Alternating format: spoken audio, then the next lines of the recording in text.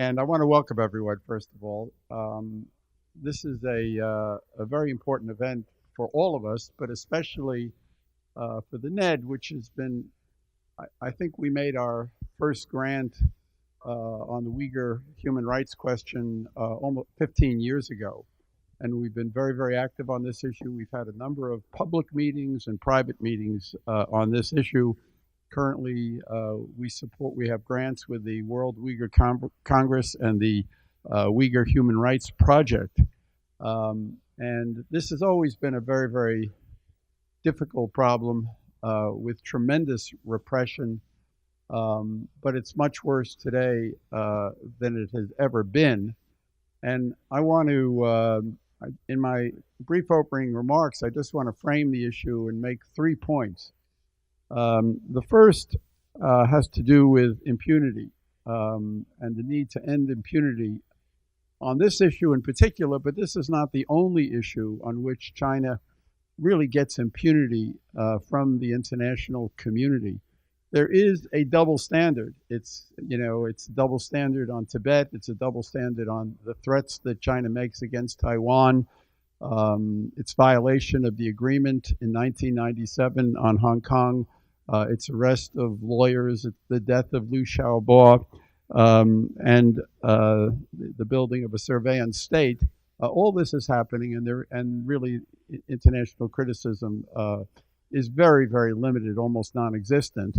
And there are a lot of reasons for this, some of which have to do with the fact that China is a former victim of Western imperialism, and somehow there's a double standard and it gets away with committing its own terrible abuses, but also its economic influence. The silence, in my view, is most reprehensible in the Muslim world, where there has been almost no outcry whatsoever, given what's happening.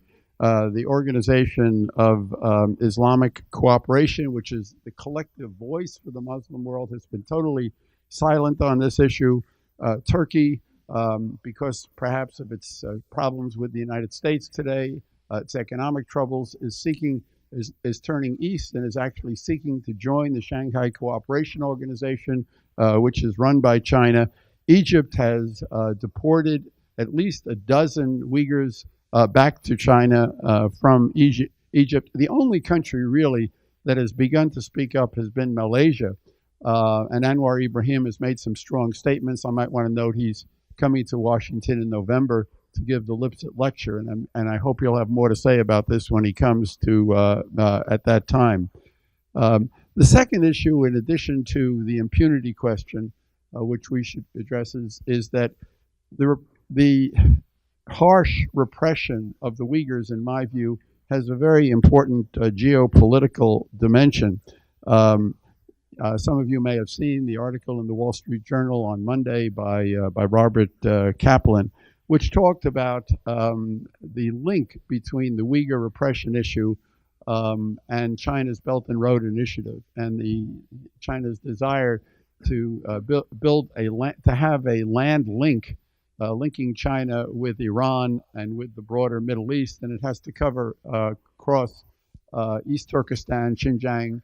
And in order for it to do that, it wants to not only pacify the population, but also what it's doing is really ending independent Uyghur culture and synicizing East Turkestan.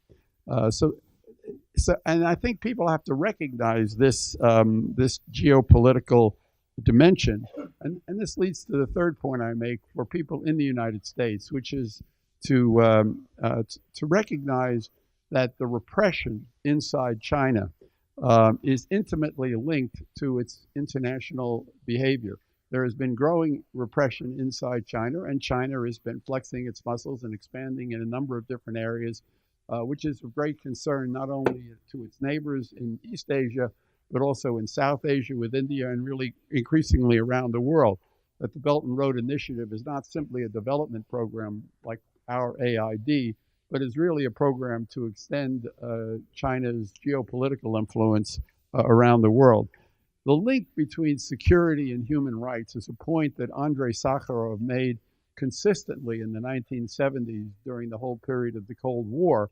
And it was also made very, very powerfully in an essay in 2006 by Liu Xiaobo, who warned about the rise of China as a dictatorship.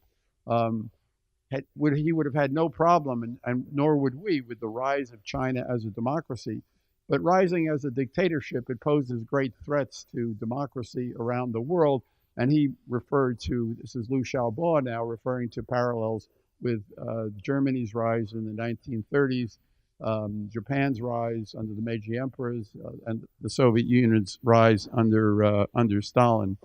So that the intimate connection between the defense of Uyghur human rights and Uyghur survival and the defense of American interests, I think, has to be recognized here in the United States by policymakers. The link between human rights and international peace and security should be, in my view, the guiding principle for how we as a country approach the issue of the repression in East Turkestan and the defense of human and minority rights of the Uyghur people are very much in the national interest of the United States. It's now my great pleasure. I guess we're ready to see the film. I hope you. No, you're not interrupting me. I wanted you to work while I was speaking. Okay, I'm now going to introduce Bei Fang from she's the executive editor at Radio Free Asia, and she's going to make some very brief introductory comments about the film, the very important video that we're now going to see. Thanks, you guys. Thank you. Thank you, Carl, for that.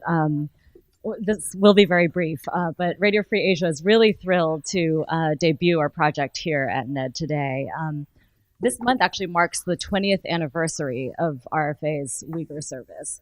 So for the past 20 years, RFA has been the sole voice for Uyghur, the 12 million Uyghurs living in China. It's been the only source of independent news that they have in that country in their language. So, you know, it's because of this, we continually strive to earn their trust through independent journalism. And it's because of this, through the efforts of my colleagues in the Uyghur service, that they talk to us. And that is how we were able to get these interviews with the former inmates from the facilities. It's how we were able to first begin reporting about the reeducation camps and the mass detentions last year. And getting these interviews, with the inmates from these facilities, the facilities, their existence is continually denied by the government of China to this day. So we really typically don't do events like this, but we felt like this story was so important and affected so many people that we really wanted to highlight this documentary project. The project began in June when RFA's Uyghur service first began hearing through its extensive sources in the Uyghur community in Turkey about some of these individuals who had spent time in the re-education camps. Many were hesitant to talk at first. For them, the risks, not only to themselves, but also to their families who are still in China, were very real. And likewise, for our reporters, the risks were very real. RFA's Uyghur journalists, including Mamajan Juma, who conducted the interviews and is here today on the panel, have really had to pay a price for their reporting. 6 of our service's reporters have had dozens of their family members in China detained, missing, and jailed. And we believe that that is in retaliation for their work. But still, they are determined to get the story out. It's our mission, and it's, I think, the shared mission among all journalists, including some who are here today who have worked on the story, to pursue the truth, even when governments do everything in their power to hide or ignore it. We often say in our newsroom at RFA that we don't actually pick our stories. It's the government censors who do. And that's why this story is so important. So before we air the video, I want to say a few thank yous. First, thank you again to Ned for hosting us. Thanks to the panelists, Nuri and Sophie. Thank you to Mama John and to Chris Billing, who did this intrepid reporting and who produced the video. Rohit for putting this together. Min for masterminding the whole project. The music's going to come on soon. But lastly, a very big thank you to our entire Uyghur service, many of whom are here today.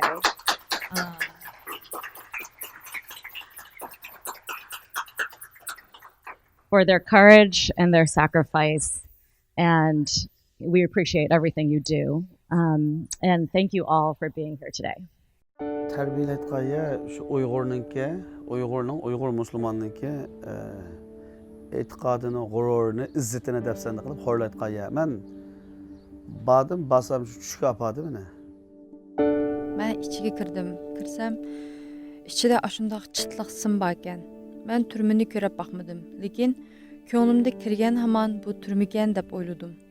Saqchilarning qo'llarida miltiq, tok kaltaklar bor ekan. Dastlabda shu 2 kun shu temir o'rindiqda 24 soat o'tirg'izib qo'ydi. Hatto bunday yotqizmadi. O'tirg'izib qo'ydi. Mana qulamni mushafetda mushta turma, mushafet turdi. Ko'zim yaga sedaqliq, men ko'zim yaga sedaqliq. Qo'lni ayzim-ayzimdir, putam ishkal bor. Putamni ishkalni mishadan tömürniki mındaq itildiği mındaq yeri, yani basıdı da mecburi sevetini. I am Mehmetcan Juma. I am in a Uyghur neighborhood in Istanbul. I came here to interview some Uyghurs who recently were released from re-education camps in China's Uyghur region. I want to find out what kind of treatment they received from the Chinese authorities while in detention in the camps. Sırtın qarsa o yıpıq tərbiyələş degan yerning zada qandaq yer ekanligini belgilab bo'lmaydi. Men uning oldidan necha qitim o'tgan. Uning undaq yer ekanligini men bilmabdi ekanman.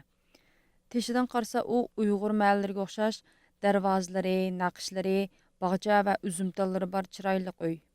Hech kim uni tarbiyalash markazi deb o'ylamaydi. Hukumat u yerlarni bakla sir tutadi ekan. Atrofdagi qo'shnilar bilmaydi ekan.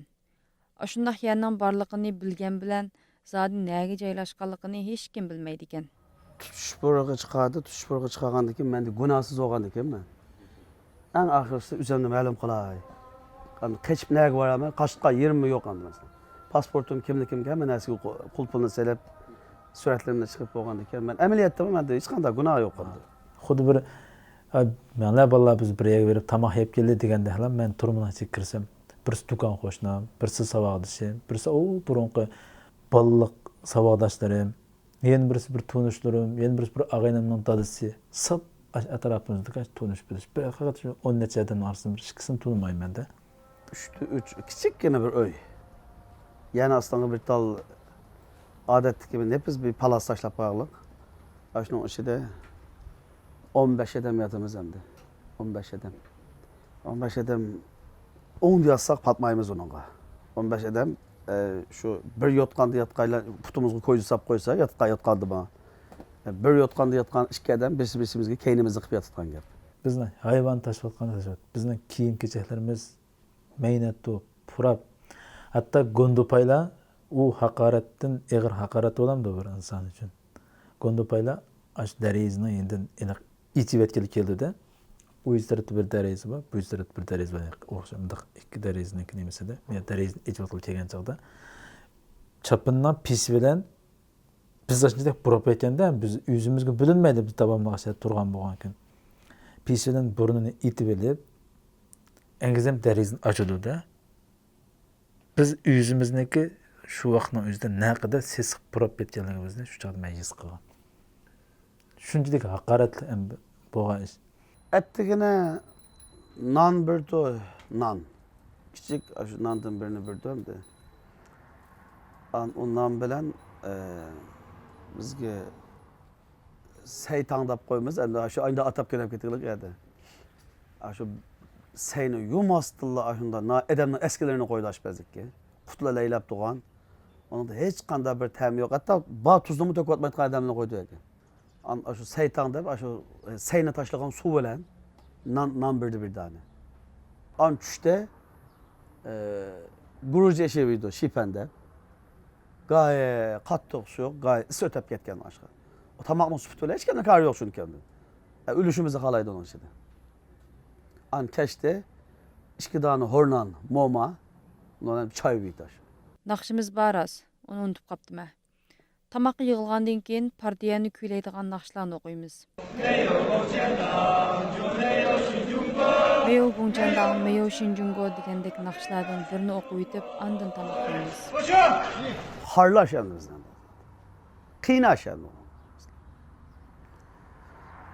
Üç vaqt tamoqqa bir o'qilsadi, üç vaqt tamoqqa yeni bir naqshi vakan zo'cha. Naqshi ikki edik. Tamoq bitgan vaqtida ikkilisini o'qib,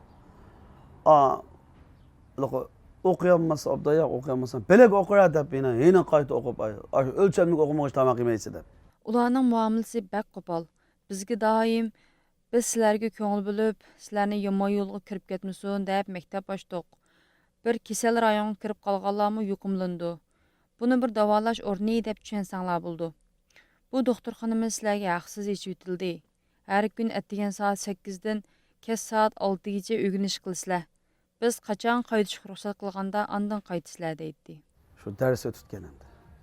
Ders ötüp bütünley dinni ayıplaytgan. Ularning asosliq bir maqsadi bizni shu diniy asabiylikka qarshi turish, partiya hukumatniki men bergan ne'matdor bo'lish, qasam qildirib dars so'z yetkazib, hinda qilish bilan ana ularlar o'tadi. Yana bir kishi paydo bo'libdi ekan. U asosan millatlar ittifoqligi to'g'risidagi so'zlarni so'zlaydi ekan. Masalan, Xanzular bo'lmasa bizning bugungi Xinjiang bo'lmaydi. Hozirgi taraqqiyotimizning hammasi Xanzular sababli bo'lgan. Bularning madaniyati intayin ilg'or bir madaniyat. Bizmi ashlarni o'rganishimiz kerak degandek mazmunda.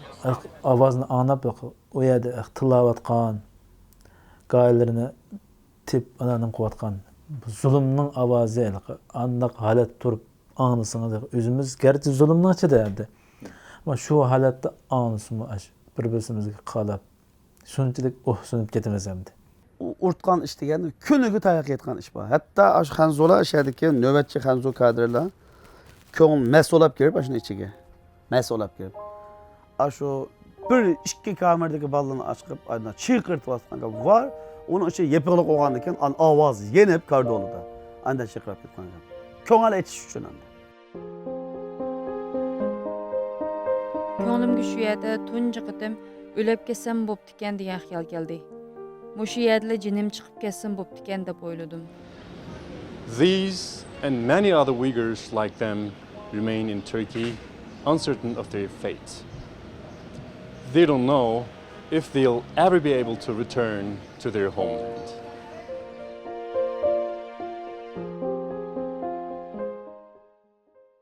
Thank you very much. Before we begin, can everyone please, if you haven't silenced your cell phones, make sure your cell phones are silenced. And if you want to follow the NED on Twitter, you can follow us at NEDDemocracy or #NEDEvents. Today we have, first of all, my name is Brian Joseph, and I'm a Vice President for Programs here at the National Endowment for Democracy. We have three wonderful speakers with us today. To my left is Nuri Turkel, an attorney in Washington, D.C., and the chairman of the board for the Uyghur Human Rights Project, which works on Uyghur human rights research and documentation. He has testified before the U.S. Congress and spoken and written widely about issues facing the Uyghur people. To his left is Sophie Richardson, the China director at Human Rights Watch. Dr. Richardson is the author of China, Cambodia, and the 5 Principles of Peaceful Coexistence, and an in-depth examination of China's foreign policy since 1954. She has testified before the European Parliament and the U.S. Senate and House of Representatives and provided commentary to the BBC, CNN, the New York Times, the Wall Street Journal, and the Washington Post. Mehmet Can Juma, to my far left, has been a journalist with Radio Free Asia's Uyghur service for the past 12 years and grew up in China's Uyghur region before coming to the United States in 2003. As a services deputy director, he oversees day-to-day operations and reports on events inside China's Uyghur region and beyond. Each of the speakers will speak for roughly 5 to 10 minutes. After that, we will have plenty of time for question and answers. And let me first start with Nuri. Thank you, Brian. Good morning. On behalf of Uyghur Americans, I'd like to thank you for your interest and joining us in today's discussion. In the meantime, I'd like to thank the RFA and NED for allowing me to be part of this important conversation that we're having today. The work of Radio Free Asia has been, frankly, heroic. Since the opening of the Uyghur service in 1998, it has been tenacious in getting out the story of what is happening in our homeland, East Turkestan. Despite travel restrictions, communications blackout, fear of reprisals, RFA reporters have kept the issues alive. And I'm particularly thankful to the leadership, the management, Alam and Mehmet Jume, to make the RFA more important than ever. But these reporters at the RFA have paid a heavy price for doing their professional work, giving voice to millions of voiceless Uyghurs in China. Congress has stepped up to address the Chinese government's egregious retaliation against these brave reporters. In a letter dated July 26, Senator Mark Warner of Virginia and 5 other bipartisan senators urged a vigorous pushback against China's attempt to punish the RFA reporters for their work. Again, on September 6, 8 more members of Congress publicly called for pressure on the Chinese government to release the relatives of fellow American citizens. I would like to also take this opportunity to highlight NED's commitment to the Uyghur people's democratic aspirations. Over the past 14 years, NED has supported the work of Uyghur organizations in human rights advocacy and democratic leadership training. I'm personally grateful to Carl and his team for the continued support. I also wanted to recognize Luisa Griva in the audience today. Thank you, Luisa, for your guidance and the support over the years. Over the past months, my organization, the Uyghur Human Rights Project and Human Rights Watch, both released exhaustive reports on mass internment of Uyghurs. Thank you, Sophie, and your team, particularly Mayo Wang, for the outstanding work that you guys have been doing to bring the issues to the attention of the people in the civilized world. Using first-hand testimonies from direct witnesses and family members of those detained, reports offer a heartbreaking picture of the suffering inflicted on the entire population. UHRP report detailed this shocking extent of the camp system across the region, emphasized that no Uyghurs is safe from internment. We have testimony from agonized relatives about the disappearance of students, farmers, storekeepers, religious figures, artists, athletes, and local government workers. At least to this day, 58 professors are confirmed to have been taken away. At this point, I'd like to recognize Shofrat Ushur for doing a fantastic job going after stories on the abuses taking place in our homeland.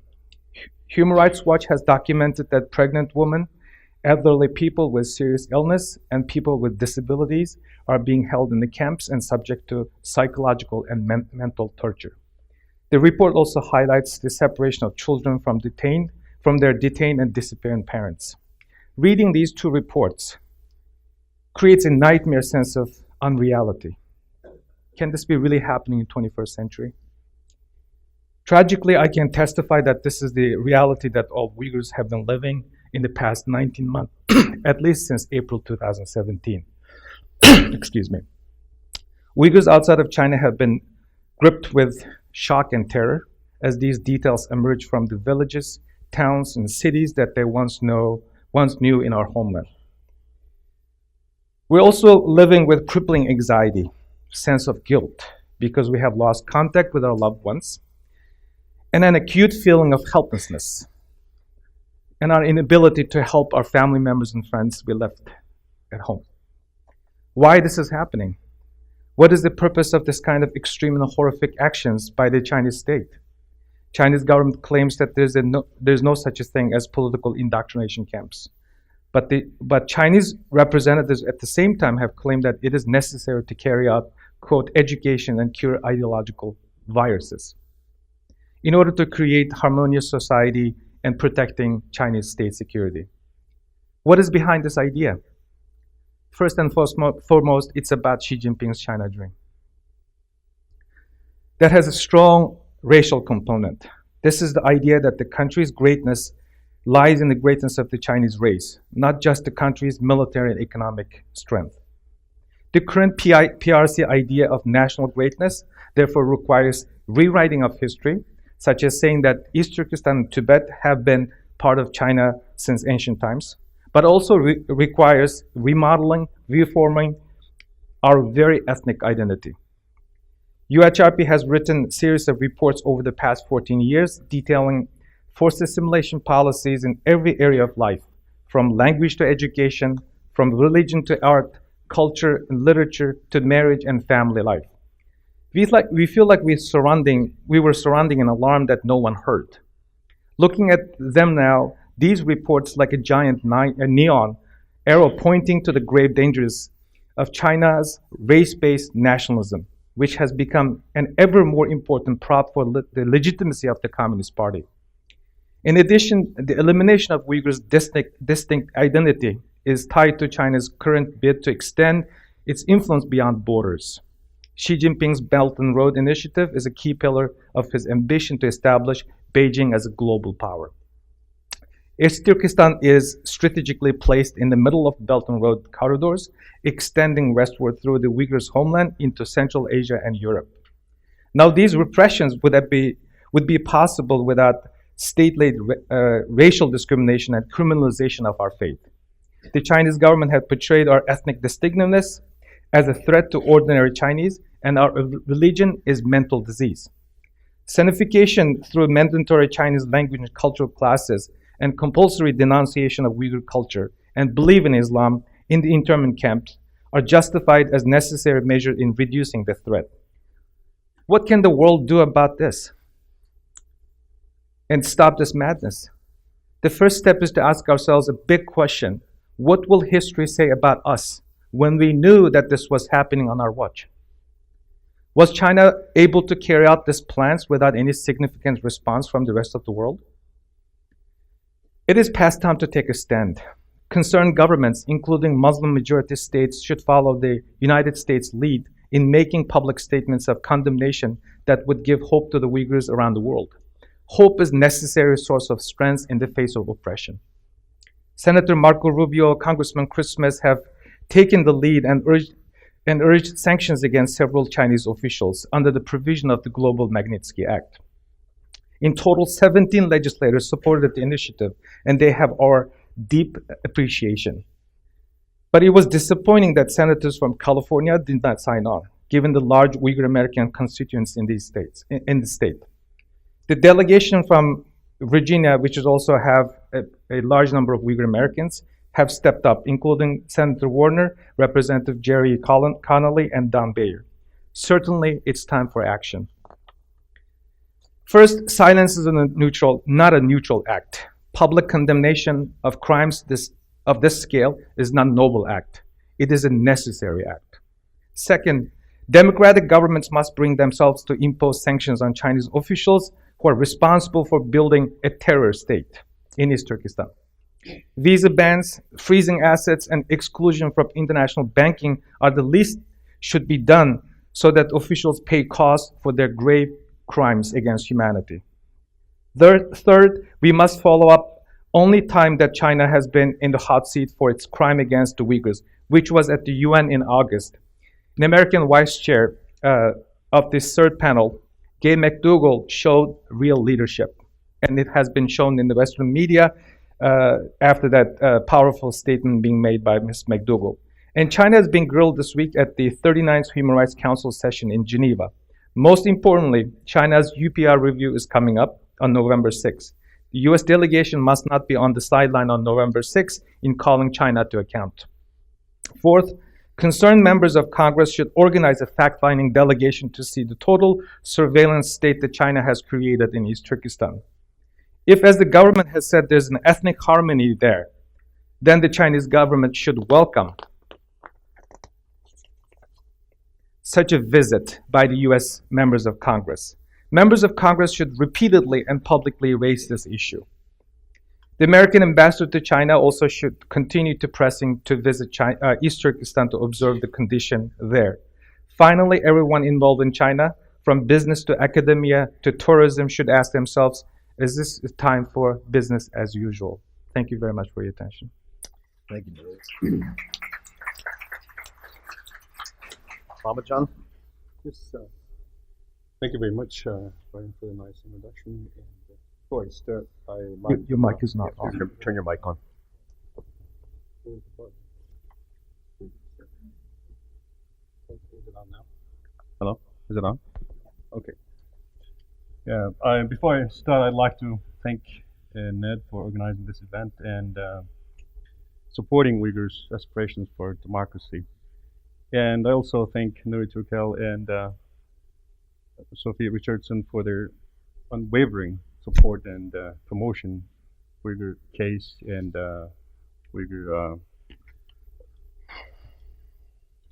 situation on international stage. Thank you very much. And taking this opportunity, I'd like to thank our RFA management for supporting us, especially Min for initiating this project and supporting us, sending us to Turkey for fact-finding mission. Because of her support, we're here today talking about this, the videos and the camp inmates, the situation in Uyghur region. And taking this opportunity, I also thank the courageous Uyghur staff because of their hard work and sacrifice and endless sleepless nights. This camp issue gained this much momentum on the international stage. Thank you very much. I think they deserve a big round of applause. Thank you.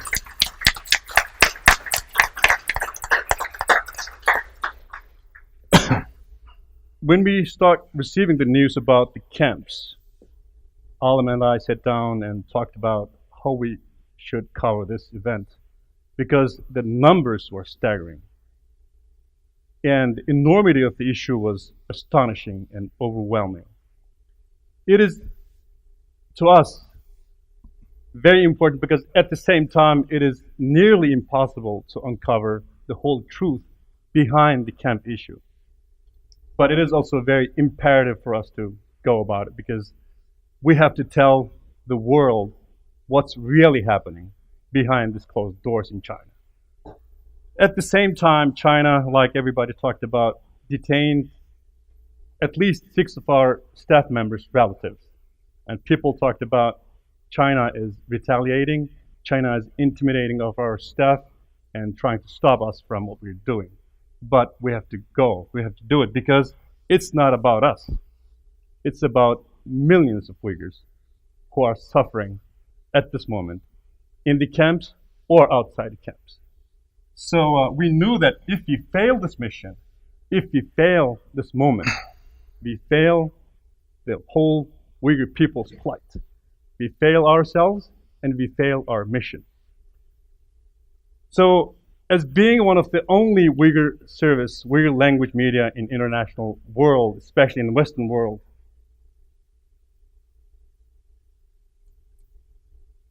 it is emotional for us at the same time because of those family relations, family issues, but it is also very important for us to report this issue as objectively as possible, as balanced as possible, as realistic as possible.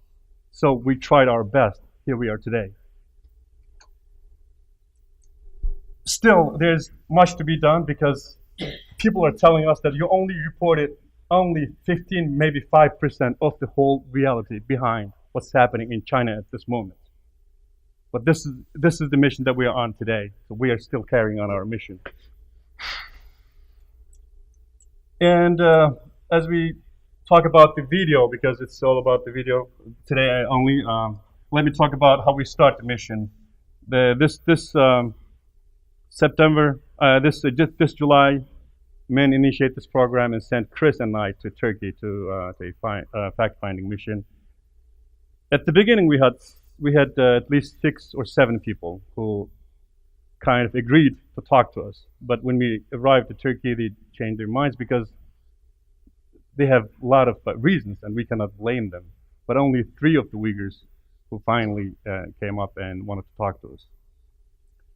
And when we met them, we can see the agony, the suffering, the tragedy, the trauma the camp left on them. It's very evident. Some of them would cry. Some of them just stop in the middle of the sentences. And for example, this young lady, the Uyghur lady, she told us that it took her at least a year even to think about the horrendous treatment that she received in the camps. And she also cried that, when she was pinned down to the wall and she was tied down the chair, the tiger chair, the notorious chair, for 6 hours without any food and drink in the hot sun, and she stopped because for her the pain is there, it's evident, and she cannot continue at all. And at the end she said, "You cannot film me, you cannot record my voice. I can give you only written statement because we can understand." She would say that the retaliation, the reprisal that her family would face in China, that's for real, that's happening. So we agreed. And finally, we had this video. As we saw the video, these 3 people comprises of and represents of the 4 mainly targeted Uyghur group in China, the Uyghur elites. Uyghur scholars, intellectual group, Uyghur businessmen, Uyghur social figures, and religious figures. These 4 group of people, the elites, the brain of the Uyghur society. They can lead, they can form Uyghur social life, thinking, way of writing, way of acting in social settings. These are very important people. China targeted them because without the brain, a society cannot function. So they are writers, they are thinkers, as well as religious figures. For example, like Nuri just mentioned, so far we confirmed 58 well-known, worldly renowned Uyghur scholars are in jail at this moment. And China is saying that we are giving them training. What kind of training can you offer them? They're just PhDs, worldly renowned scholars. How do you train them? This is ridiculous. This is laughable. At the same time, like also Nuri also mentioned, that China is targeting Uyghur families, family units. This is a less talked about topic in the states like this, but families are a very important unit in Uyghur society because China's destruction to Uyghur society didn't start 2 years ago or 10 years ago. China's malevolent agenda has been in place over the past, since the inception of communist China. Let me give you one example. Because China, for example, changed the spelling rules for Uyghur language 7 times. Changed Uyghur writing system for 3 times. What kind of government to do that? Because they're there to destroy whole culture.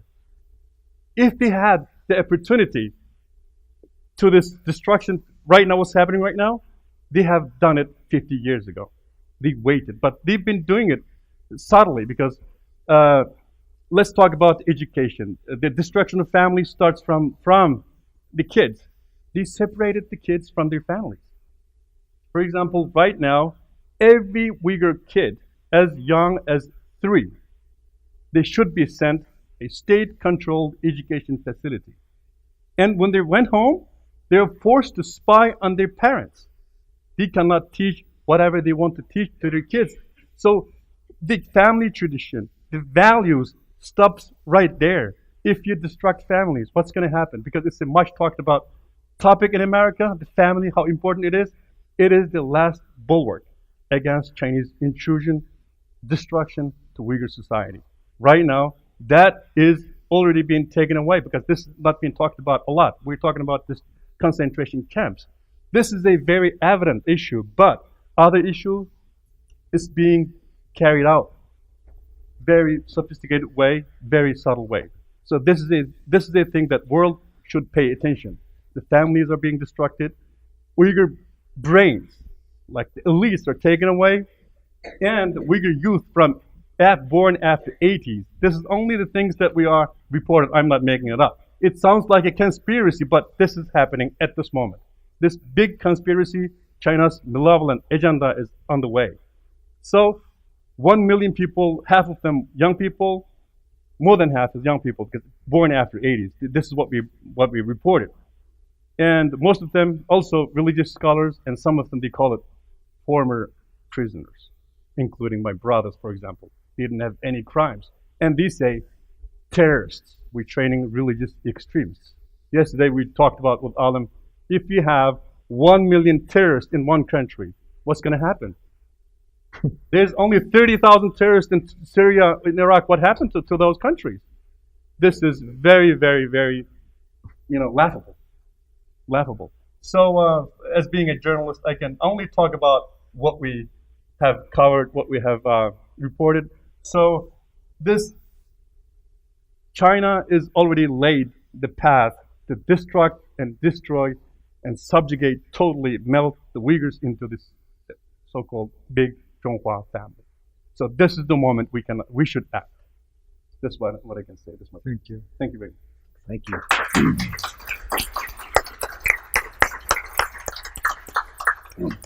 Sophie?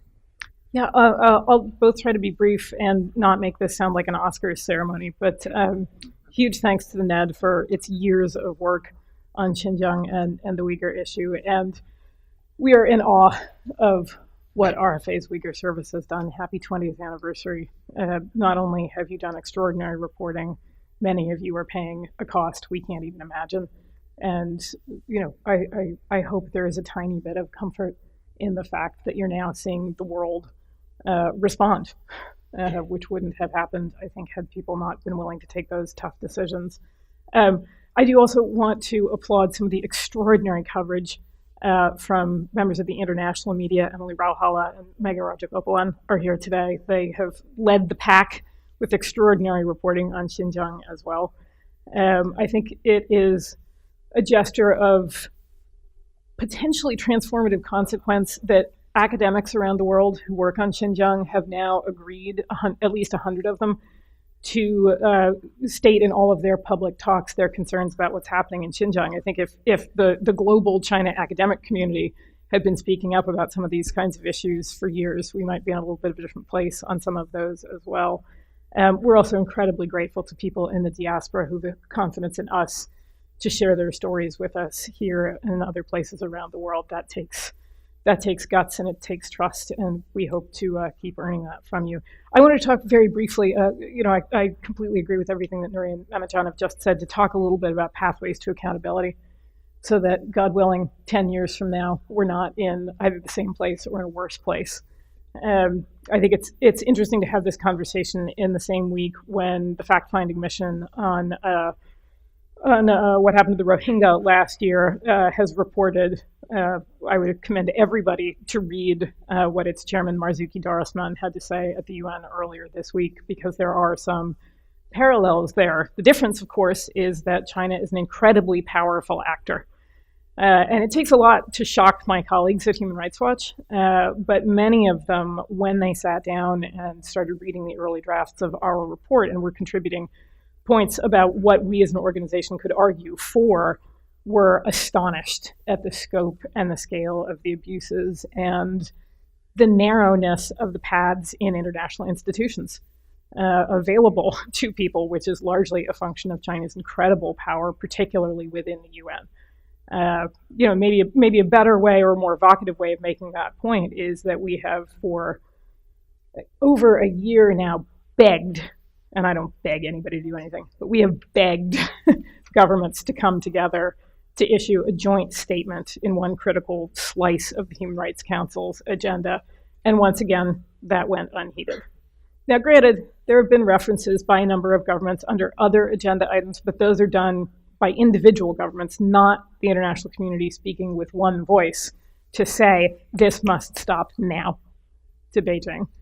There is another opportunity to do that coming up in the third committee at the UN in New York.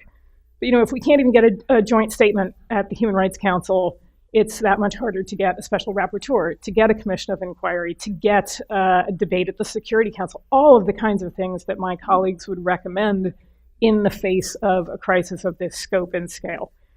And as a result, we really have to look at other possible levers, particularly with respect to coordinated international pressure on Beijing, which it particularly dislikes. At the top of our list is the formation of an international contact group on Xinjiang. There is no reason, none, that all of the governments, particularly the ones that did speak up about Xinjiang this week at the Human Rights Council, couldn't come together in and of themselves to form a group that could compile evidence, take testimony from people who are willing to share it, to demand access to the region, to collect lists of missing family members.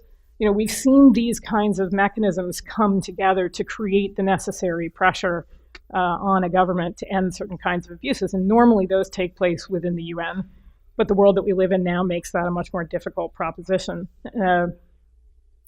Individual governments have lots of options available to them. Certainly many of the steps that we've seen the US take, both at the level of Congress and the administration, or start thinking about taking, are effective. Visa bans, sanctions. I think one area that remains somewhat underexplored is, first of all, essentially putting in place the kinds of sanctions that would effectively prohibit anybody from selling much of anything to, among others, the Xinjiang Public Security Bureau or other state actors. You know, we had originally thought about this in terms of trying to get certain kinds of technology prohibited, but it's such a slow process and the technology evolves so quickly and much of it is dual use that didn't seem a very effective path to pursue. I think it's far more effective to say, you just can't sell anything to these guys while this nightmare is going on. Flip that around, I think it's time for much higher due diligence requirements for any foreign companies that have or are contemplating investment in Xinjiang, particularly as various Belt and Road initiatives come online. I think it's very clear we're seeing the degree of repression we are, partly with a view from Beijing towards protecting that space for investment. Well, let's make the cost of that kind of investment a little bit higher. At a minimum, there should be human rights impact assessments. There should be clear due diligence plans, as is already required under the UN's guiding principles on business and human rights, to ensure that business operations aren't contributing to human rights violations. That's, I think, very fertile territory for the advocacy community. And then very quickly, as a last point, but certainly not least, any government that has a diaspora community must do a better job of both of the following things. One, categorically stating that it will not send anybody who has a pending asylum claim back to Xinjiang. And second, ensuring that people feel safe. I am sure there are people in this room who had second thoughts about whether they should come here today, whether it was safe, whether there would be a consequence for that. That is unacceptable. We're sitting in downtown Washington. I spoke at the Lowy Institute in Sydney about a month ago, and partly because we were going to be talking about Xinjiang, there was a turnout of people from the Uyghur community there. And partway through, at least one person got up and left. We later learned because that person had been uncomfortable about the event being filmed and didn't feel safe sitting there. Downtown Washington, downtown Sydney. If people can't come to events like this, governments are not doing enough to protect people. And in that sense, every single government that has a diaspora community also needs to be saying to Beijing, not only are your abuses in your country unacceptable, you are not going to commit them in ours. So lots to talk about, but hopefully that's helpful.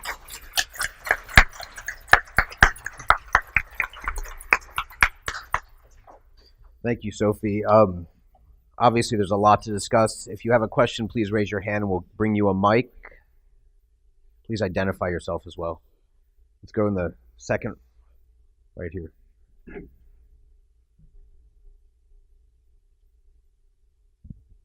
Hi, good morning. My name is Arshan, and thank you all for coming here and for the work you've done. I want to ask about the scale of this. If you can illustrate in terms of a percentage of the population, how many people have been affected by this, whether that's people who are being sent to schools very early on in their life or people who have been taken to these camps later in life.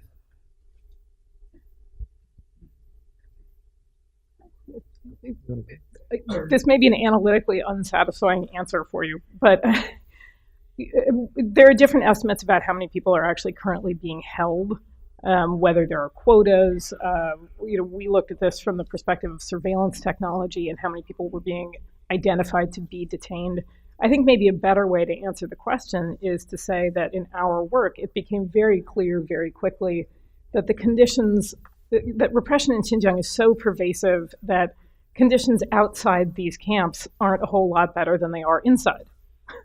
And that we now live in a time when the Chinese government is dictating what names people can give their children, where they can go to school, what sort of education they have. And in that sense, I think it's fair to say that there's nobody living in Xinjiang today, or at least among Turkic Muslim communities, who are able to live outside this or insulated from this kind of repression. So I know that's not a hard number for you, but that's, I think, a more accurate way of thinking about the larger problem. You guys may have different views. Yeah, I agree with Sophie that it's very difficult to put out an actual number because we were dealing with an authoritarian regime, information blackout, and punishing journalists. And how are you going to get an actual number? We can only make a reasonable estimate. And Sophie is absolutely right. Let's also focus on the people who have not managed to get into those camps. Today we're talking about total surveillance, pervasive surveillance, intrusion of privacy, and also separation of families. They're taking kids to and giving them out to adoption.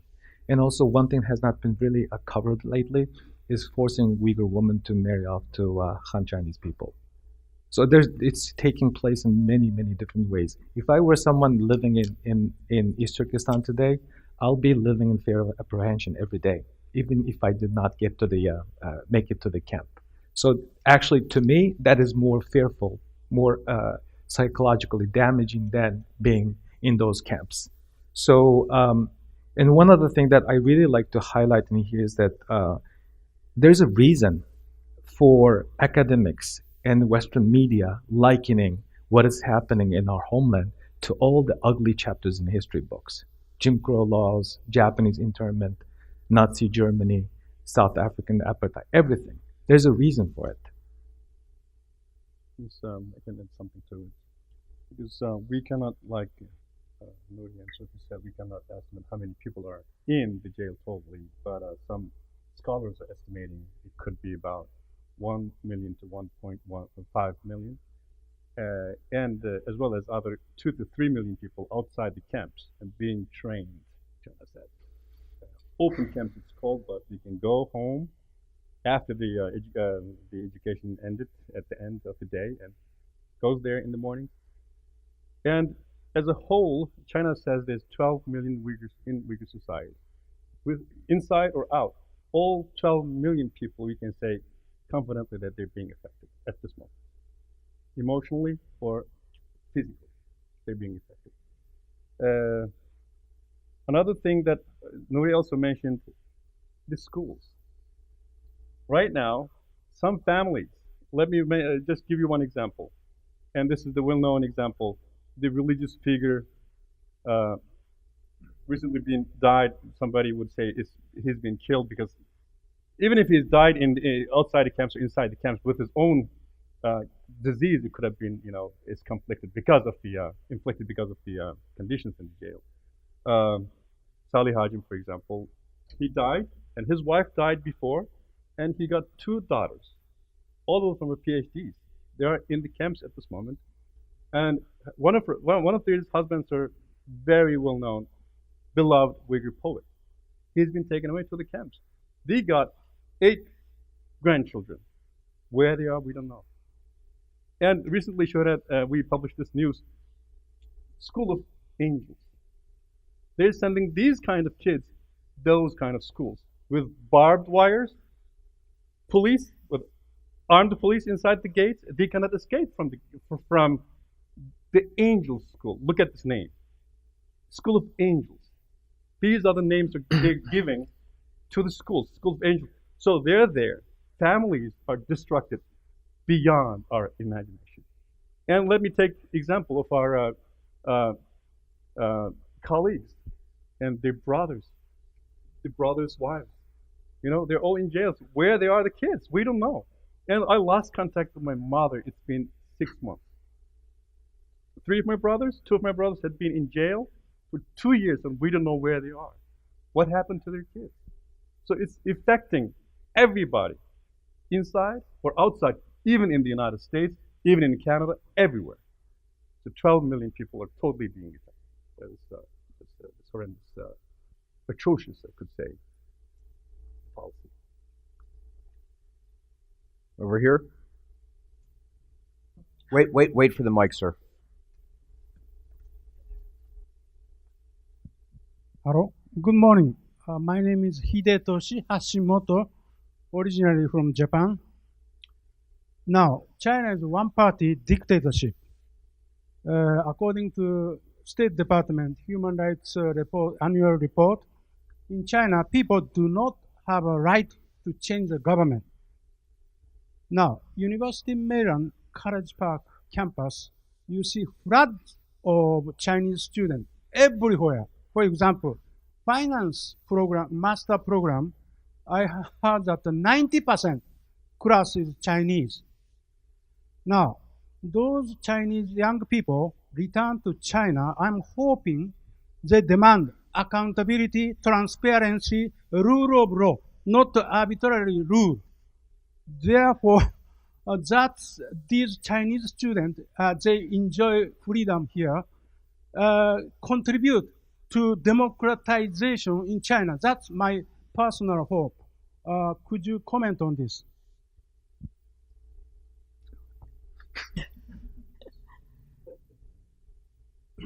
It's certainly an aspiration that it's an unimpeachable hope.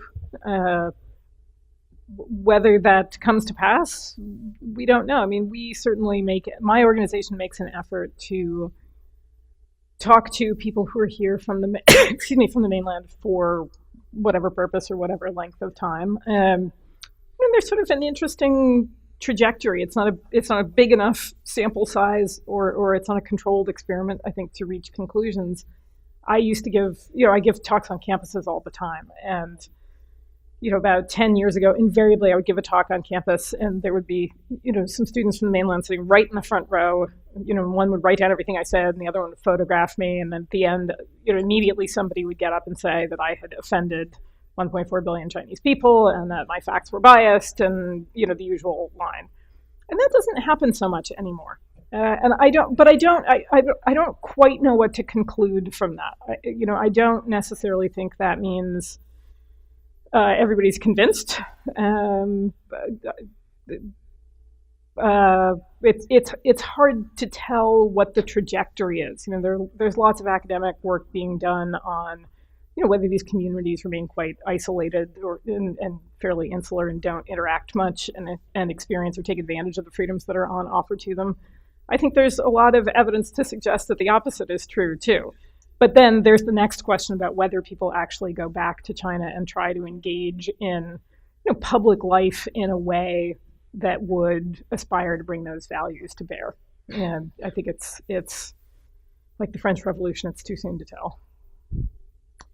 All right, Chris? So Chris Walker at NED. Sophie, you described the ways in which leading democratic powers have been slow to use their influence, say in the UN, as China exerts its influence there to prevent meaningful critiques and condemnation of what's going on in Xinjiang.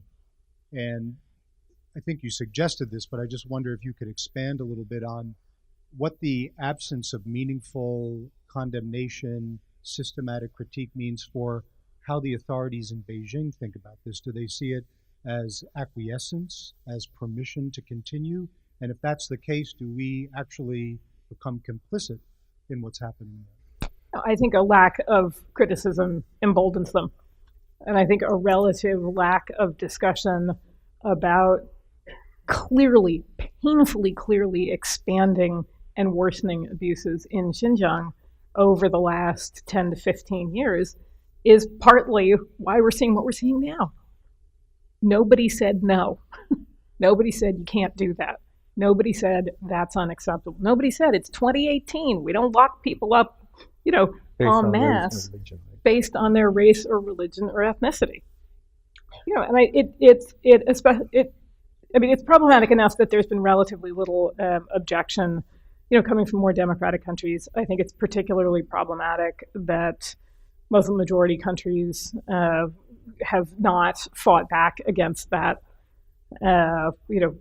Certainly, I agree with Carl that perhaps Malaysia, Anwar Ibrahim's remarks in the last couple of weeks have been extraordinary. And I think we're all desperately hoping that might signal a change and that he might be a real leader on behalf of countries like Malaysia, Indonesia, Turkey. These are countries that, like every country, have serious human rights violations, but also, I think, have something to say on these issues. I almost fell off my seat on the metro this morning when reading some comments from a fairly senior Pakistani government official chiding China over the treatment of Uyghurs. That is not something that happens often. Whether that signals a different coalition going forward, but I think if China were to be confronted by Malaysia, Pakistan, Indonesia, Turkey, that world, along with the U.S., Canada, Germany, Japan, the EU, etc., it's a message that's perceived very differently in Beijing.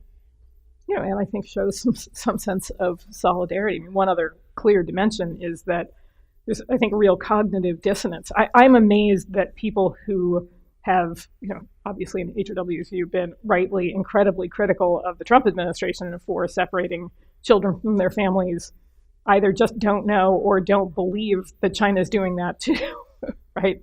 There seems to be an unwillingness to apply some of the same criticisms to Xi and the Chinese leadership that come at other governments. I'd like to add to a couple of points. One, when you look at the timing of this whole nightmare started, it coincides with the United States and Western governments backsliding from democratic principles. Sophie is absolutely right. No one is calling them out publicly. And two, the slow response also has something to do with the lack of understanding and knowledge about the Uyghur struggle overall in the public arena. In 2009, there was an enormous media interest. And then before that, when the Guantanamo Uyghurs story being told in the media, there was some interest. And then it disappeared, evaporated.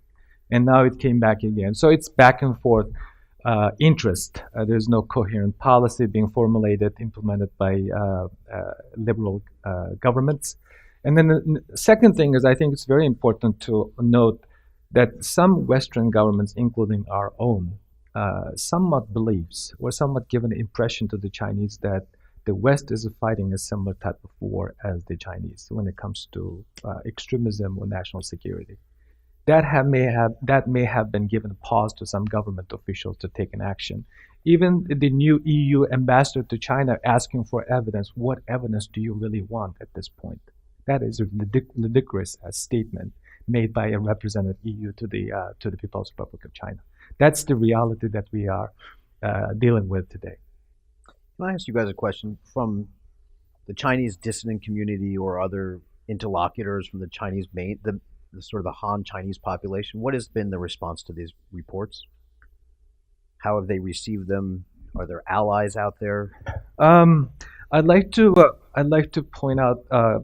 I'd like to address this in two different ways. One, within China, not much, but outside of China, especially within the Chinese dissident communities in the United States, I've seen some sympathy. Public statements of support. People like Teng Biao have been speaking out. So we'd like to see more. And sadly, I mean, people always ask, what is next? What is going to happen? Without the Chinese people standing up to their government, Xi Jinping's government, I don't think that we will see much change within China. What is happening today in East Turkestan is a lab testing. They're using the Uyghurs and the Uyghurs' homeland as a laboratory for their pilot program. This whole thing is going to be expanded to over other parts of China. I alert and I warn the Chinese citizens living on the other part of China to take this issue very seriously. This is not about Uyghurs. This is not about Kazakhs. This is about you. So that's the message that I'd like to send to the people living outside of East Turkestan. Great. Let's go 2 questions in the back. Michael Allen with the NED. I was interested in Nuri's comments about, I think you called it race-based nationalism, that was the kind of ideological driving force behind the repression in the region. And it reminded me of a book called Why Communism Did Not Collapse, which looked at China, Cuba, Vietnam, etc., and concluded by and large that all of these regimes survived to a large extent because they had rejected traditional Marxism and traditional Marxist ideology and had become extremely nationalist, developed a nationalist narrative. So I wondered if you could elaborate on your comments. Do you think that this race-based nationalism is really about shoring up the regime's domestic legitimacy as well as the international dimension that you addressed in your comments? Well, let's take the two questions because we're running out of time. So right next, there you go. So I'm a Chinese student for Georgetown University. So I have never heard about this re-education camps before I came to United States. So as you know, so as more and more Chinese students will go to United States to study about some new informations, I would like to say there are more and more student campaign in China, but the government's repressive action is become more and more tense. So like you mentioned about the external section on Chinese government, so do you think it will be effective to influence like ordinary Chinese people's thinking patterns about like ethnicity or nation states? That's it. Mike, thank you for that question. So this racism aspect of the ongoing nightmare has not been widely discussed. The historians have put it out. Early this week, Brent Stephen of New York Times discussed this, and Robert Kaplan also mentioned this. But one thing that the Chinese people have not come to a realization is that this Han Chinese language, the culture, the preference and the way of life is not something universal. And why would you force somebody to accept that is so foreign to you? So when you look at this calling Uyghur identity is some sort of virus that they need to use chemical to weed out, and the spirituality is a mental disease, I think it reminds us a casebook example of racism. So there's no other way to look at it other than Chinese global ambition, wiping out the entire population by force. One of the American influential intellectuals recently used the term final solution. That should have a chilling effect in our thoughts. So what is that final solutions for? They tried this and tried that, implemented bilingual education, send the Uyghur kids to inland high schools to change their minds, forcing Uyghur ladies to marry Han Chinese people, and making Uyghur kids to spy on their parents if they have any separatist ideologies being discussed on a dining table. So they tried everything. This is the final solution for the Chinese government. The final solution is based on that racist ideologies. Are there the two questions? Yes, I just add a little to what Nuri said. So, as the Wall Street Journal, the article says, China subjugated. For example, there's some mistake in the article as well, because Qing dynasty was not a Chinese dynasty. You know, Manching, the Manchurians didn't invade China, build a country for Chinese people. They built the empire for themselves. So first Chinese country was Kuomintang. We should start from there. So the Manchurians, when they invaded in China, controlled China more than 300 years. They've been melted. They're gone. The Mongols, who controlled China for hundreds of years, they're gone. Let's say the biggest minority group in China, what's it called? The Zhuangzi, they call it, Guangxi Zhuangzi. That's the biggest number of minorities in China. They're gone. That's namely, they're minorities. They don't have any language. They don't have any religious identity. They don't have any ethnic identity or different looks, because we don't see any issues happening there in those places. So, and also that article says Tibet is subjugated. You know what it means. And last, the people should be subjugated is us, Uyghurs, because we have distinct look, distinct culture, distinct language, because our language system, in China, there's 3 different language systems. One is Tibetan Chinese Sino language system. Another one is Turkic Altaic language system. Our language system belongs to the other parts of the world, not into the Chinese Tibetan system. Even the language system, religion, look, culture, everything totally alien to them. They say, I was told in 1997 when Jiang Zemin arrived into the Uyghur region and said, oh, this is a foreign country. He was shocked because it's a foreign country since China said, since the ancient times. What ancient times? And this article also said Chinese dynasties existed 3,500 years, but Uyghurs only controlled by Manchurians, not Chinese. Late 17th century, 18th century, 17th century. That's it. So because of that, they're trying to dilute Uyghur identity, erode Uyghur language. Because of those, we protected ourselves because we belong to Altaic peoples, Turkic peoples in Central Asia, from us to all the way to the, what's it called? Anatolia plates. Like Turkey, for example, right? So we don't belong to that culture. Because of that, China sees it as a threat. Because of that, like 20 years ago, China had this policy, shave your mustache. Because that's the policy. Because teachers, if they have mustache, they look like scared. They don't look, just don't feel comfortable. Because it's a homogeneous country. Because they don't want any people who are different in that country. Because of that, they're doing those policies just signify, just melt every people. That's why the religion is being taken away. The language is banned in school. After 9/11, Uyghur language is banned in universities. But 2 years ago, it's banned totally. So no Uyghur schools are left to teach in schools right now.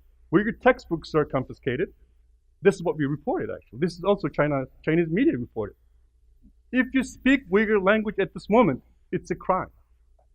It's a crime because we have the tips. We have also credible reports. You cannot use your language anywhere. So imagine this is happening at this moment. Because of those identity, because of those threat China is feeling, they're doing this against Uyghurs.